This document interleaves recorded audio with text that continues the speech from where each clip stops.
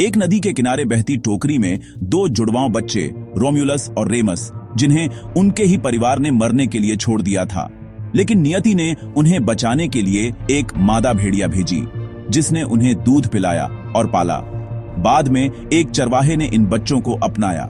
वे बड़े होकर साहसी और न्यायप्रिय बने। जब उन्हें अपने शाही वंश का पता चला तो उन्होंने अत्याचारी राजा को हटा दिया और अपने नाना को सिंहासन दिलाया। इसके बाद दोनों भाइयों ने अपना खुद का शहर बसाने का फैसला किया। वे उसी जगह लौटे जहां भेड़िया ने उन्हें बचाया था, टाइबर नदी के किनारे। लेकिन शहर की नींव रखने को लेकर दोनों में मतभेद हो गया। रोम्यूलस पैलेटाइन हिल, रेमस एवेंटाइन हिल चाहता था। देवताओं के संकेतों की प्रतीक्षा के बाद रोम्यूलस ने दीवार बनानी शुरू की। रेमस ने दीवार का मजाक उड़ाया और उसे लांघ दिया। क्रोधित होकर रोम्यूलस ने अपने भाई की हत्या कर दी। उसी दिन रोम्यूलस ने अपने नाम पर रोम की नींव रखी, 21 अप्रैल 773 ईसा पूर्व। यह एक दुखद शुरुआत थी, लेकिन इसी से एक महान साम्राज्य की कहानी शुरू हुई।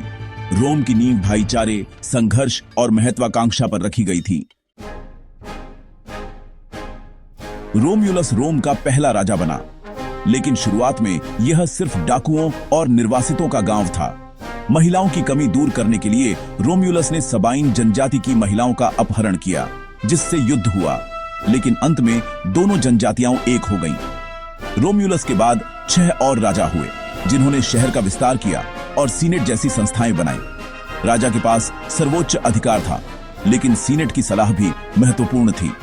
धीरे धीरे नागरिकों को एहसास हुआ कि एक व्यक्ति के हाथ में असीमित शक्ति खतरनाक है। अंतिम राजा लूसियस टारक्विनियस सुपरबस अत्याचारी था। उसके बेटे द्वारा ल्यूक्रेटिया का अपमान और उसकी आत्महत्या ने जनता को भड़का दिया। लूसियस जूनियस ब्रूटस ने विद्रोह का नेतृत्व किया। रोम के नागरिकों ने टारक्विनियस को निकाल दिया। 509 ईसा पूर्व में रोम ने राजशाही को त्याग कर गणराज्य की स्थापना की। अब सत्ता चुने हुए प्रतिनिधियों और सीनेट के हाथ में थी।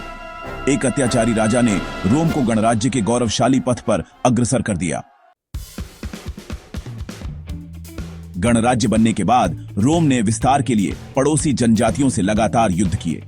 हर जीत के साथ रोम की सेना अधिक अनुशासित और अनुभवी होती गई। उन्होंने लीजियन प्रणाली विकसित की, जिससे उनकी सैन्य ताकत बढ़ी। रोम की सफलता का एक कारण उसकी राजनीतिक दूरदर्शिता थी। विजित जनजातियों को सहयोगी बनाना, कुछ को नागरिकता, कुछ को अधिकार दिए गए, जिससे वे रोमन व्यवस्था का हिस्सा बन गए। रोम ने पूरे इटली में सड़कों का जाल बिछाया, जिससे सेना और व्यापार को गति मिली। दक्षिणी इटली में रोम का सामना ग्रीक उपनिवेशों और एपिरस के राजा पिरहस से हुआ। पिरहस ने कई लड़ाइयां जीती, लेकिन भारी नुकसान उठाया। पिरहिक विक्ट्री। अंततः पिरहस हार गया और रोम ने दक्षिणी इटली पर कब्जा कर लिया। 264 ईसा पूर्व तक रोम ने लगभग पूरे इटली पर नियंत्रण स्थापित कर लिया था। अब उसकी नजरें भूमध्य सागर के पार कार्थेज पर थीं।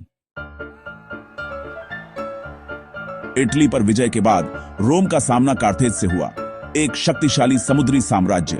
दोनों के हित सिसिली द्वीप पर टकराए, जिससे प्यूनिक युद्ध शुरू हुआ। पहला प्यूनिक युद्ध मुख्य रूप से नौसैनिक था। रोम ने कार्थेज के जहाजों की नकल कर अपना बेड़ा तैयार किया और कॉर्वस का आविष्कार किया। 23 वर्षों के संघर्ष के बाद रोम ने सिसिली जीत ली। कार्थेज ने हार नहीं मानी। हैमिलकर बारका ने अपने बेटे हनीबल को रोम का शत्रु बनने की शपथ दिलाई। हनीबल ने स्पेन से आल्प्स पार कर इटली पर हमला किया, एक साहसिक कदम। आल्प्स पार करते हुए उसकी सेना को भारी नुकसान हुआ, लेकिन जो बचे वे बेहद मजबूत थे। इटली में हनीबल ने ट्रेबिया, लेक त्रासिमीन और कान्ने की लड़ाइयों में रोमनों को बुरी तरह हराया। खासकर कान्ने की लड़ाई में हनीबल ने रोमन सेना को घेर कर नष्ट कर दिया। यह सैन्य इतिहास की सबसे बड़ी रणनीतिक जीतों में से एक थी। कान्ने की हार के बाद रोम में दहशत फैल गई। हनीबल एट पोर्टास एक डरावना मुहावरा बन गया।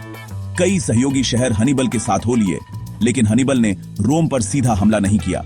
रोम ने हार नहीं मानी और फेबियन रणनीति अपनाई, सीधी लड़ाई से बचना, आपूर्ति काटना। इस नीति ने रोम को समय दिया और हनीबल को निर्णायक जीत से रोका। धीरे धीरे युद्ध का रुख बदला। पब्लियस स्किपियो नामक युवा जनरल ने स्पेन में कार्थेज की आपूर्ति काटी। फिर उसने उत्तरी अफ्रीका पर हमला किया, जिससे कार्थेज को हनीबल को वापस बुलाना पड़ा। 202 ईसा पूर्व जामा की लड़ाई में स्किपियो ने हनिबल को हराया। कार्थेज को अपमानजनक शर्तों पर संधि करनी पड़ी। रोम भूमध्य सागर का निर्विवाद स्वामी बन गया।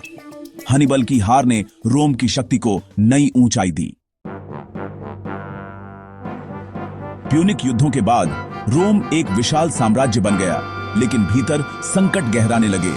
युद्धों से लौटे सैनिकों की जमीनें छिन गईं और गरीब नागरिक शहर में जमा होने लगे।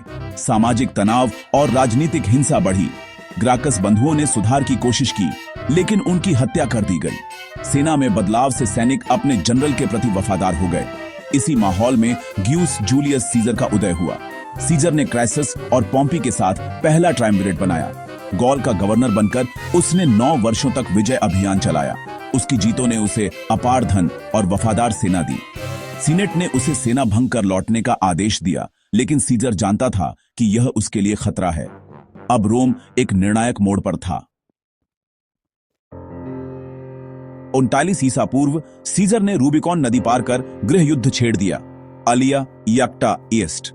पॉम्पी और सीनेट भाग गए। सीजर ने रोम और फिर मिस्र, ग्रीस में जीत हासिल की। 45 ईसा पूर्व तक वह रोम का निर्विवाद शासक बन गया। उसने खुद को आजीवन तानाशाह घोषित किया और कई सुधार किए, लेकिन सीनेटरों को डर था कि वह राजा बनना चाहता है। 44 ईसा पूर्व सीजर की हत्या कर दी गई, जिससे नया गृह युद्ध शुरू हुआ। सत्ता के लिए संघर्ष में ऑक्टेवियन, मार्क एंटनी और ब्रूटस कैसियस आमने सामने थे। ऑक्टेवियन ने एंटनी और लेपिडस के साथ दूसरा ट्रायम्विरेट बनाया, सीजर के हथियारों को हराया। बाद में ऑक्टेवियन और एंटनी में संघर्ष हुआ।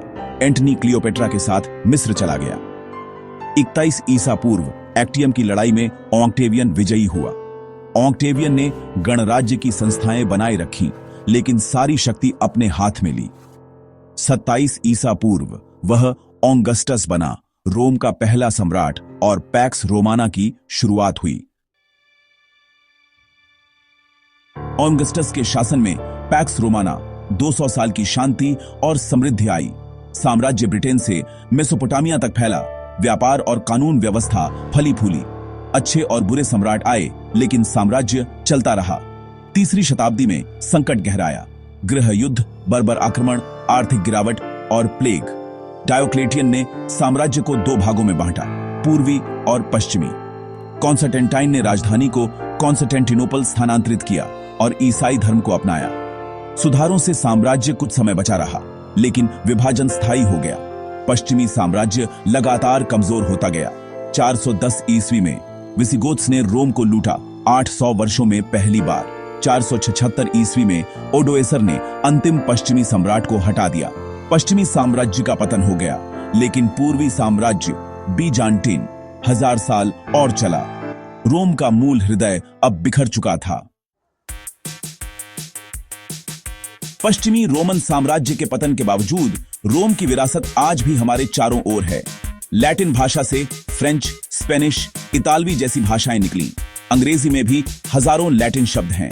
रोमन कानून ने निर्दोष जब तक दोषी साबित न हो जैसे सिद्धांत दिए, जो आज भी कानूनी प्रणालियों की नींव हैं।